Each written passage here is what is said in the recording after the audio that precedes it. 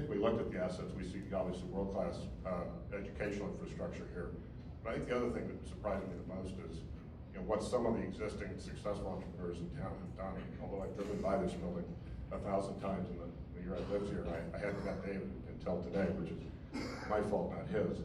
But one of the key predictors of success in other ecosystems is to have successful entrepreneurs who are not only staying in the communities in which they built their businesses, but reinvesting both financially and in terms of their experience. And David, you are, as far as I can tell, one of the great leaders in this community in that regard and many other places. So thank you very much for that. And so I think it's great for us to be supporting this. I think one of the things we are doing later this year is bringing Techstars to Atlanta.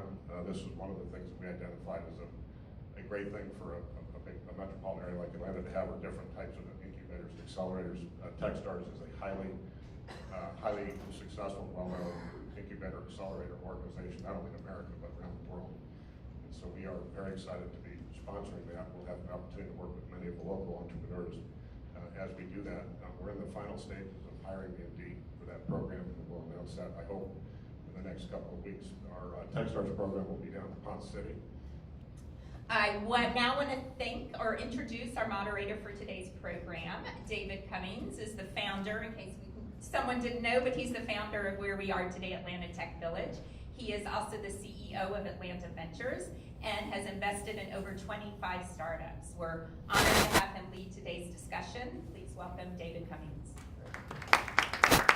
So when I was shopping for buildings, just like everybody goes shopping for a house or apartment, when I was shopping for office buildings, I was looking for a place that I believed could represent one of the largest tech entrepreneurship centers in the entire country. So today, the Tech Village has 270 different startups and 988 paying members. So we are one of the 5 largest tech entrepreneurship centers in the entire United States, right here in the heart of the city of Atlanta. So I'm really excited by all the progress we've had here. And today I want to introduce you to 3 local tech entrepreneurs here in the Atlanta community. So first up, I'd like to welcome Brooke Beach. So Brooke's the founder and CEO of a company called Kebby. They do marketing automation software for e-commerce companies. So think about your shopping cart online and using email marketing and other mechanisms to help take the buyer through the buying process. I want to let Brooke spend a minute explaining the business and her background for us today. So Kebby is a marketing automation system. I'm sure most of you have heard that term before, but we're designed uniquely for the online retail space. So marketing automation has traditionally been more of a B2B platform, and we saw this massive gap in the e-commerce industry where online store owners, they're facing massive scales of visitors, sometimes thousands and thousands of people coming to the site at one time. How do you personalize that experience at such a large scale? So has anyone here shopped online? 2. All right. So if you've ever done that, our goal is to make every time you land on that web store a personalized experience. So from the pop-up message you see that thanks you for your last purchase to the follow-up email you get. So one day we'll have fewer emails in our inbox, but they'll be catered to exactly what you're interested in. So rather than that mass batch and blast type sending, store owners are now finally have a way to know who you are as an individual and to deliver the right message at the right time. And that's not something that's really been possible at this point because of the massive scales of how many visitors could land on one online store at one time. So it's been really, really fun. We've had a lot of growth. There are a lot of online stores, as I'm sure you guys know that. But our goal is to make it very personal. Awesome, thank you, Brooke. All right, next up we have Tote, founder and CEO of Calendly. And so Calendly is a self-service scheduling platform that overlays on top of your Google Calendar or your Microsoft Outlook calendar. So instead of playing email tag back and forth to schedule a meeting, imagine going to one site based on a special link and then being able to schedule the meeting and know real time that the other person is available. So Tope, how did you come up with the idea for Calendly? Yeah, so hi everybody. Before Calendly, I was actually a sales rep, so I spent a lot of time trying to connect business partners and customers and candidates and whoever. And firsthand, I felt the pain of just sending so many emails back and forth trying to find the time.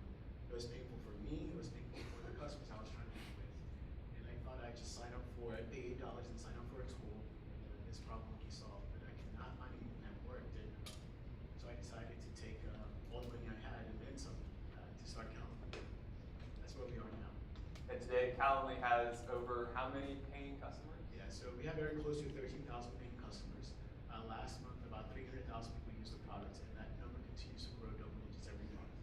So we're just really excited about the growth and the progress we've made so far. And we will not be happy until even more people are using it. That's what we're working towards. Has anybody used the Calendly software for scheduling? A couple hands out there. Yes. Has anybody ever played email tag to schedule a meeting with somebody? All right, so it's Calendly, CALENDLY.com. It's awesome. I use it myself. I love it. All right, next up, Nick Romano.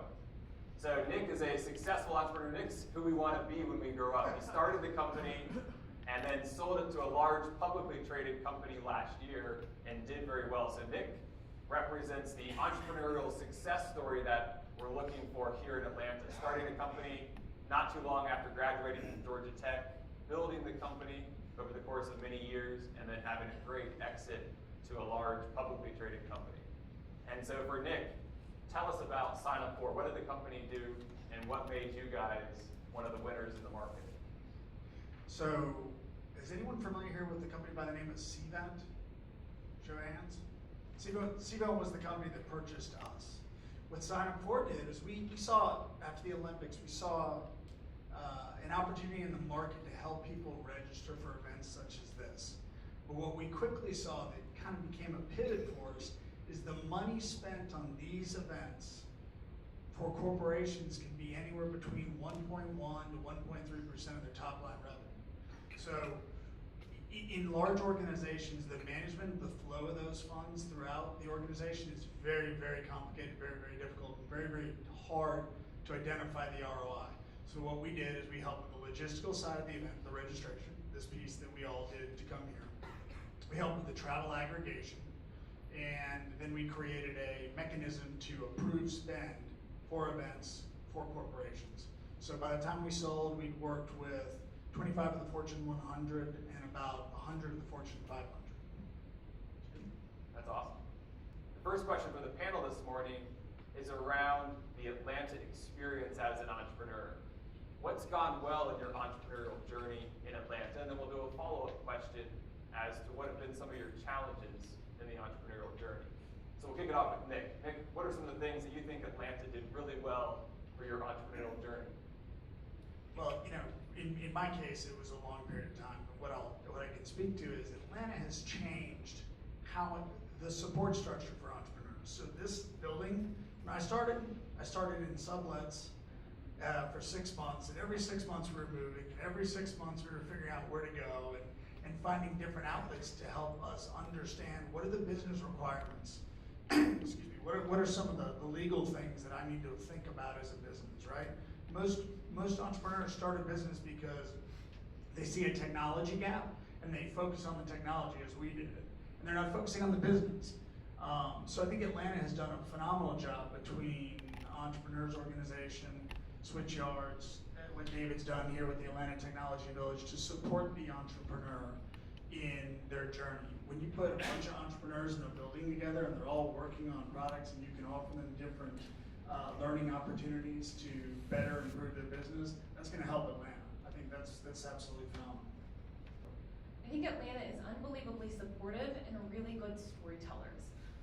Before my time here with Kevy, I actually worked for a company out in San Francisco, and it was a startup, and the whole feel was a lot more cutthroat, and the city had this feeling of it being a little bit more cutthroat. And you come here to Atlanta, and people like you and so many other organizations are unbelievably supportive, and there's room for a lot of success here in Atlanta. No one's vying for the spotlight and fighting for it and saying, well, there's only one spotlight and I want it. Everyone lifts up all of these incredible success stories, and the more we do that, the more we share these success stories of Atlanta and highlight all these different companies and ideas and industries, the more Atlanta is going to be lifted up as this pinnacle for entrepreneurship. And I think that Atlanta is going in that direction, which is really exciting to see. And being an entrepreneur in this ecosystem, I feel supported. I know that there is someone that I can call if I have a question, because just like what Nick was saying, we're focused on our product. Our goal is to get this product out, and we want it to be the most incredible, successful product, but there are a lot of other things to be thinking about. And so I know that whether there are people here in this room or people in the building, I have people who I can talk to figure out some of these issues of starting a company from scratch. And the story aspect is so key because these are people, these are lives, and they're building jobs for others. So that fact alone is really exciting. Great. So for Nick, thinking about the sign up for experience, what were your top 2 or 3 challenges as an entrepreneur starting a business from scratch and selling it for tens of millions of dollars? What were your top 2 or 3 challenges as an entrepreneur? Just two? Just 2. I mean, first off, when I started the business, the landscape has changed. So when we started, we needed to figure out how not only we were going to build the product, but also get the product out to the masses in both the technology sense and in a marketing sense. Today, it's a little bit simpler, right? We have Microsoft Azure, we have Amazon Cloud Services. That was a large hurdle for us. The other large hurdle for us was working through, we had this idea, and I need to get information from companies on what are the pieces they really want in the product. So we used to say at Sign Up For, and I don't think we came up with it, the 80-20 rule. Whenever we put a new feature in, we wanted 80% of it because we knew the last 20% of it was going to take 5 to 10 years to finally get the feature set required for companies. And that just comes from companies using the product. So, you know, if I were to ask this group what you can do to help, the more larger organizations that are willing to try out Calendly and Kevy to get the cycles through the product so that they can understand what it needs to be to truly add value to a large organization, that was one of the largest hurdles. And that's why in my mind, and we were talking about it beforehand, most organizations start, it takes 4 years before that organization, typically, there are some examples of companies that just explode, but it takes 4 years before they have a product that has a market fit that they can then sell. The reason it takes 4 years is because you have to cycle and iterate and pivot and do all these pieces and take your vision and turn it into something that's really useful in business. So I would put that was the hardest piece. Question for me? Same question for you, Joe. It's been very easy for me, actually. You'll never hear that again from a tech entrepreneur. No, I'm joking. There have been a lot of different challenges, and I guess looking back on them, they all seem easy. Once you have them figured out, they all seem relatively easy. So I guess the biggest one for us now is for us, the business grew from a revenue standpoint, over 600% last year. How do you duplicate that? That's what we're working on now, and that's the next big challenge. I can't say I have all the answers yet, but I've at least figured out how we can represent this guy, and the rest we'll have to figure out. Brooke, top 2 or 3 challenges you've encountered? There's so many. But I would say the top, very similar to what you were saying, of balancing this crazy balancing act between sales and development. Sales in any organization, they are wanting to sell that product. That's what their job is, and they're pushing it out there, and then they're on the front lines, and they're hearing all of these things. Oh, well, this was a good idea, this was a good idea, we should add this. And being a startup, you're very agile, so it's very easy for you to kind of iterate off of all of these ideas, but I do think that there is something to being too agile, and if you're too agile, you lose the core of who you are and what you started out to accomplish as a company. And so being able to acknowledge those are good ideas, but then prioritize them and making sure that the relationship between dev and sales and management is very, very strong and in sync. That's the most, and that way there's no resentment between the two. Because there's always gonna be a little bit of a pull and push there, which is good and healthy, but making sure that you're not chasing every shiny object every time someone has a good idea, I think is really important, especially in these early years. In the tech world, what Brooke is explaining is that it's actually really difficult to find that balance between the sales team running around trying to promise things to customers that might or might not exist, and then the software development team building the product and finding that balance between building a little bit of everything versus being very opinionated and building what you believe the ideal customer wants and maintaining that opinion as you get a number of different ideas thrown across the transom. So it's a really serious challenge as an entrepreneur. Next question is for Tope. Tope has a really great story of getting Calendly started, being really scrappy, finding offshore developers, flying to the Ukraine during the middle of a war. And so I wanted Tope to share some of those stories of what it took to get Calendly off the ground and what extent and what length he pursued it. I don't know if we have enough time to go into all the details, but it's definitely been a very, very great journey. So before I started Calendly, I worked for a number of very successful companies, IBM, EMC, a company called Perceptive Software that got bought by Lexmark. And what I saw from these founders were I met a lot of them, and they were very bright people. But what I saw, what was even more obvious once I got to know them, is that they were bright people, but they were persistent people, and they were able to, they just made things happen, right? So seeing that firsthand, I kind of really, for example, the one company I worked for, Perceptive, when they first started the product, so imagine that you build this product and it's a car, right? You go out to sell this car, and everyone's like, this car is really great, but what we really want is the radio inside the car, or something really trivial. And for 5 years, it said, hey, we're a car company, right? And they could not get this, they could not sell the car, right? And then 5 years later, they decided, hey, we're going to now start selling the radio, because I think we have a chance to sell this. So that's kind of what my experience. That's kind of where I got my lessons about growing a successful software company. It's just you have to be really, really persistent. For me, when I had the idea for Calendly, I didn't really. I had this what I thought was a great idea, and I needed people to build it, but it was taking me too long to build it or to find people. And I didn't. I'm not a very patient person. That's a theme within entrepreneurs. Yeah.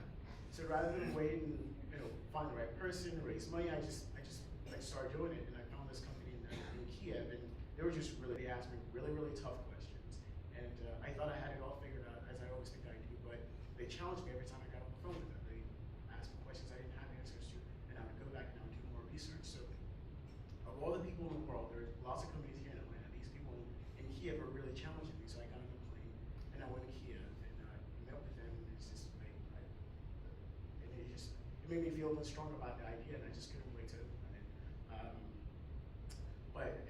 And personally, I had to make a lot of sacrifices, right? I had a really well-paying job that I could have stuck with, but this passion to build this thing was just consumed me, and until I addressed it, I really couldn't sleep. So I went for it. And so you flew to the Ukraine during what period of time? I did. So I actually went there 3 times. The very first time I went there, so imagine going to Eastern Europe, you don't really speak the language, you get there, and the power goes. So we landed there at night. I went with my girlfriend at the time. She tagged along. And we get there, and the power goes out. So we were in this restaurant with these random people we've never met before. They all look very scary. And then the power goes out, and we're just there with these people, and I'm like, what am I doing with my life? Is this? It's catching really that bad to where I need to risk my life, several thousand miles away to fix it, but it went well. I went a second time, and then the third time I went, I don't know if you guys remember this in early 2014. There's still a lot of instability there, but definitely in early 2014 it was they had they were going to push out their prime minister, and I was there during that time. And I think about 20 hours after I left, they stormed the prime minister's residence and they threw him out. And it was really, really crazy. My aunt was calling me saying, "What are you doing? You need to come home." But I think it's all worth it. At least I'm hoping anyway. So entrepreneurs go to great lengths to make things be in the media. Sometimes, especially on the TV shows and the movies side, entrepreneurship looks a little more glamorous, a little more exciting. And behind the scenes, I can attest firsthand that it is very labor intensive and it's very much a grind, especially those first few years. So Nick, tell us about the experience of selling your business based right here in Atlanta. Well, so in my business, we always, I don't know if we did everything the hard way. I think most entrepreneurs would say they did everything the hard way. Not only did we build the business, I also went through the process to sell the business to a large publicly traded company. So I'd done all the work to go through and sell the business. So sadly, I can tell you, the day the transfer came in, I've been up for 2 days straight, literally 2 days straight, working with lawyers, trying to get the deal done. I went home and went to sleep. I was exhausted. I was absolutely done. But you know, in the months following, you're excited, you're exhilarated. I had, you know, my world was a little bit different, and I knew this going in. It was always my goal to have a strategic exit. When you have a strategic exit, there's only a couple of ways that happens. Either somebody buys you to shut you down, or somebody buys you because you have something that they really, really want. In my case, somebody bought me to shut me down, and so it was sobering. I came back. I took my nap, came back, and then a couple days later, we were laying off 12 people. Literally 3 days later, and so that was a little sobering for me. But they all found jobs. We used all the contacts in the world to help them, and they're all very happy and successful. And it was a great experience for them. Not the layoff piece, but the whole time throughout working at Sign Up For. But you know, beyond that, then you come back and you've got a little bit of money, you've got a little bit of dry powder, and you start spending time getting to know different businesses. So today I'm mentoring 4 different businesses, 2 of which that are here in the village, and it's fun.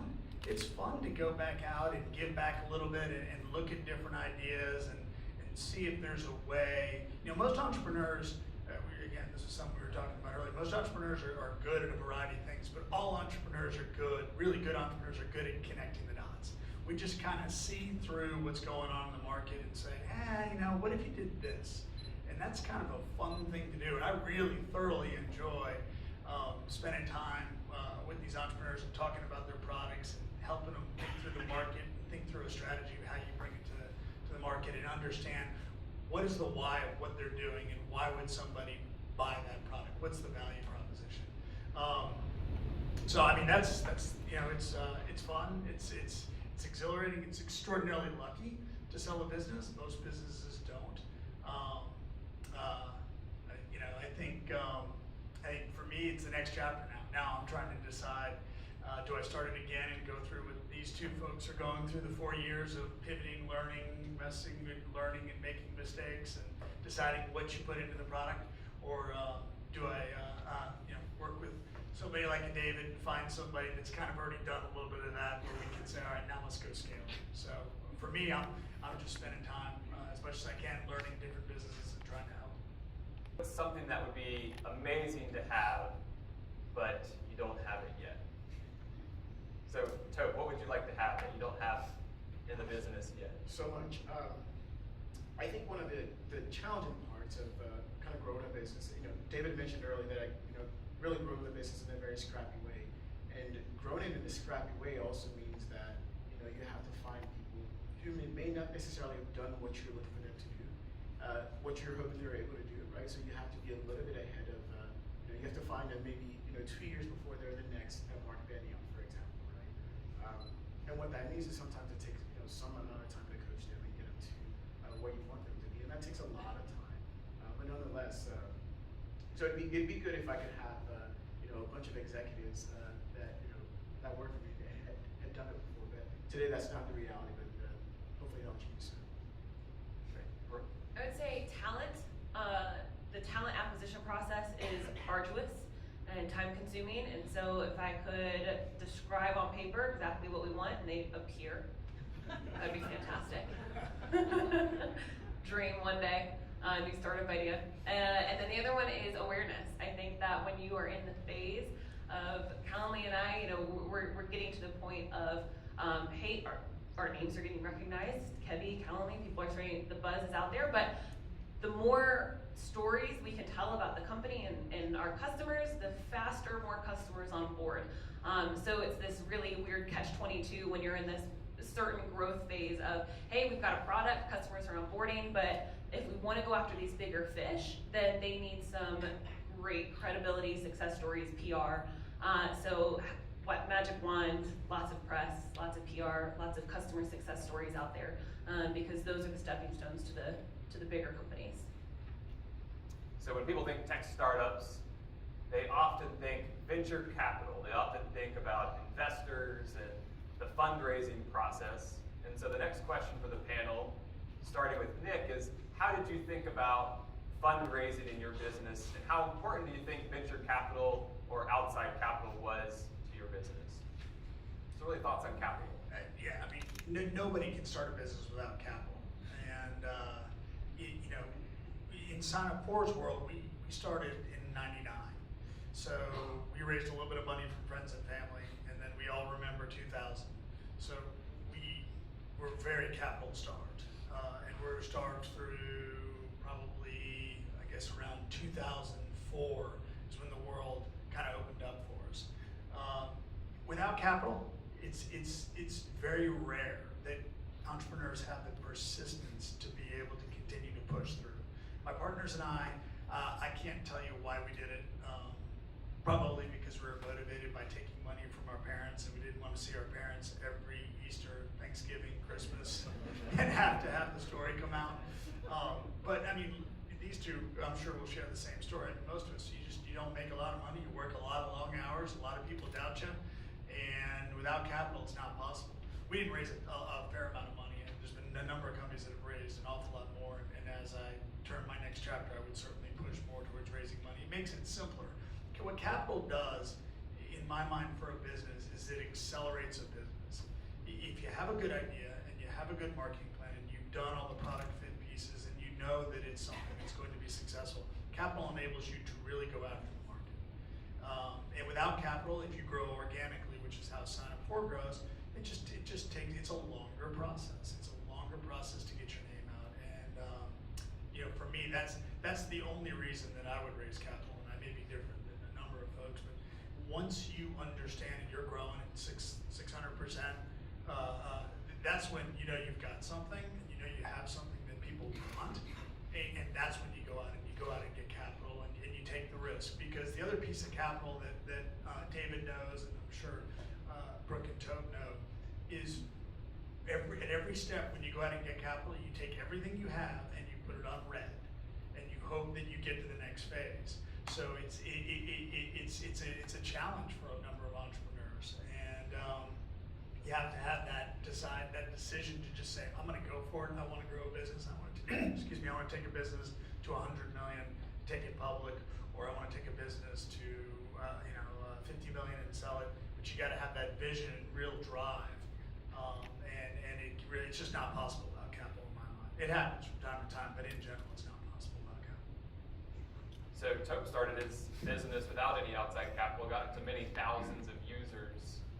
Tobe, you want to describe that experience and then also share your thoughts on capital? Sure. So I did not set out to raise capital or not raise capital. I was committed to grow the company, and I was willing to do whatever. Obviously, I went to Kia. I was willing to do whatever it took to grow the business. Not having so in the early days, I liked the fact that I didn't raise capital because I was able to move very freely, move very fast, not really having to really just know that I was directionally right and just move forward, right? So is this generally the right direction we ought to be going in? And once I figured that out, I just went in that direction. But then I ran out of money. And so kind of going back to one of the things you said about the balance between product and sales. So one of the very interesting things that happened to me is that because I ran out of money, I really could not, sorry, is this better? Okay. So I ran out of money. And because I ran out of money, I could not deliver some of the features that the early users were asking for, which turned out to be a really, really big blessing. Because like Brooke said, each feature you add makes it that much more difficult to add the next feature, right? So I was able to kind of wait 2 or 3 months and really figure out what was a nice to have, what were people versus what was a necessity. And so I kind of figured that out, and then I raised money from David. And I remember when I first met David, I came up with this plan where we were going to raise all these millions of dollars, we were going to build all these stands, and he was like, slow down. The most important thing a business needs to do is just be really conservative with cash. You make sure you're not burning a lot of money. One of the things I really learned from David was just the importance of being really, really lean, and not a lot of things feel like they're necessities, and you have to buy them, you have to spend for them, you have to spend X amount of thousands of dollars to get it right. But if you really think through what you're trying to accomplish, there's probably a way to do it with 10-20% of the cost. So what I really liked about, I guess the important lesson there is being lightly capitalized also forces you to make really, really good decisions, because you can't just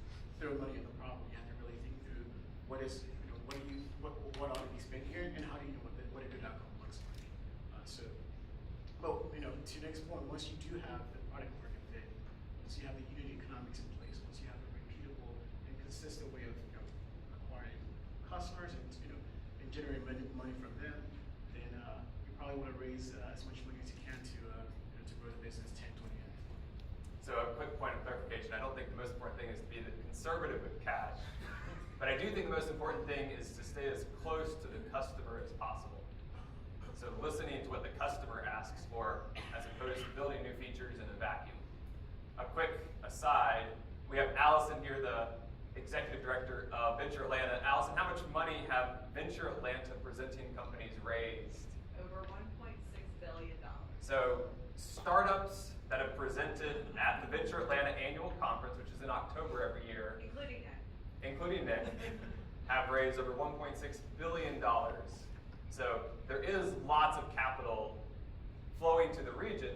One of the opportunities that we have, which is a different discussion, is about having more local institutional capital. So we have lots of capital that comes to Atlanta to invest in our startups, but we're not as strong as having local capital to invest in our startups. So we have these big success stories, and the companies sell for lots of money. Most often that money that they sell for, at least a decent percentage of it, goes back out to wherever the original investors are, California, Boston, and other places. So that's something we have on the to-do list as a community as well. So for Brooke, thoughts on raising capital in the Atlanta community? Yeah, absolutely.